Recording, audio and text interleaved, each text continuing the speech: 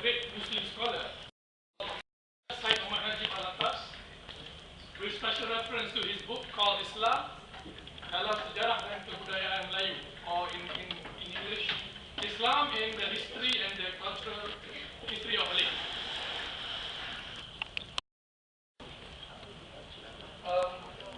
Me myself, I'm the campus coordinator of this NGO who uphold the Malayness or the Malay problem, that we handle the Malay problems across the country. So I've been doing this for 3 years since I was in first year.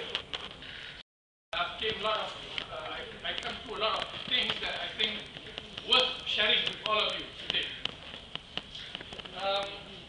I believe for every nation or every races, there will be a turning point that really affect their way of life today.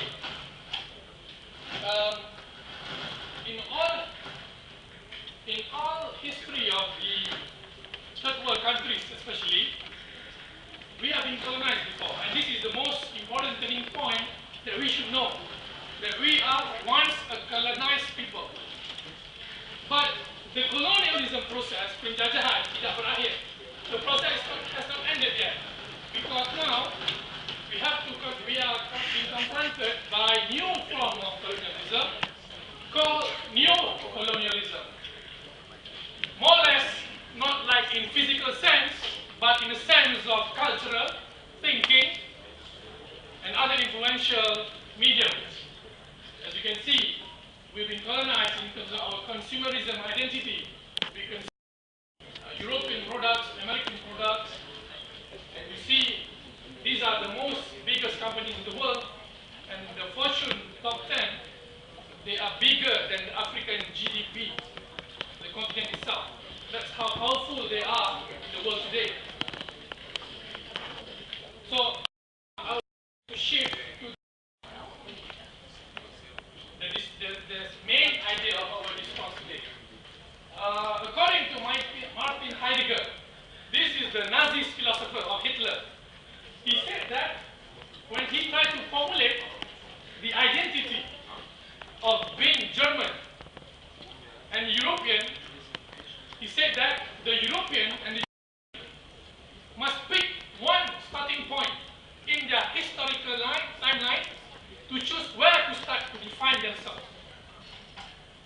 He said that as a European, and a German especially, they must go back to the earliest period of the Greek to say that this is our ancestors, and we begin from here to define our civilization, peradaban kita, ketamadunan kita.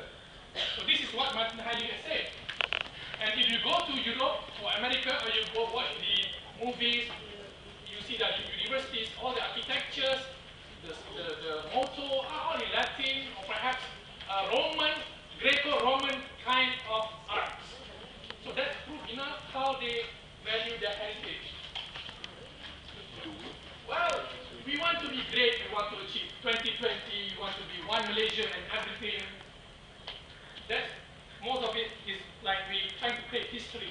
But to create history, we have to learn from history. That's why history is a very important subject. Not to pass our PMR and SPM only. So, what is Malay? How are we going to define the Malayness of our people, especially in Malaysia?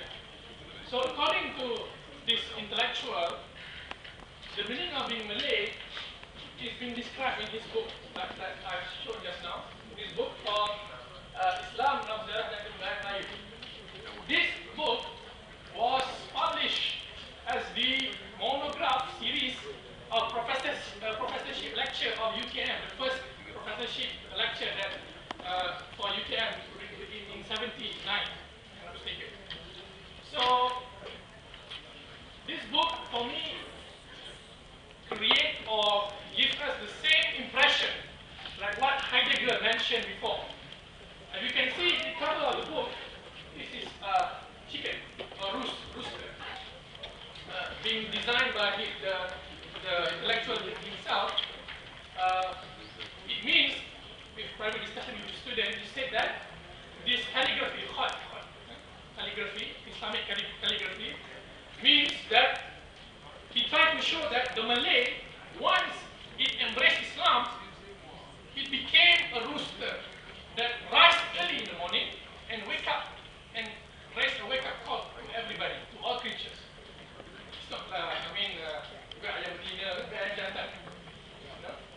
that shows how, you know, the Taji that not using English, but the rooster depicts the importance of the message of the book.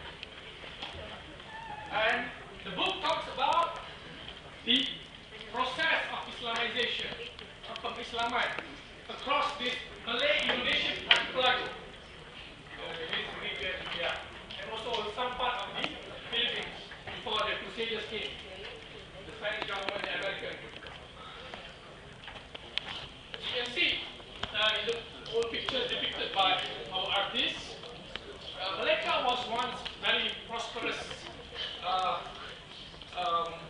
government or territory, and before Islam came, there, as we know in the history, the Malay was being influenced by Hinduism and Buddhism.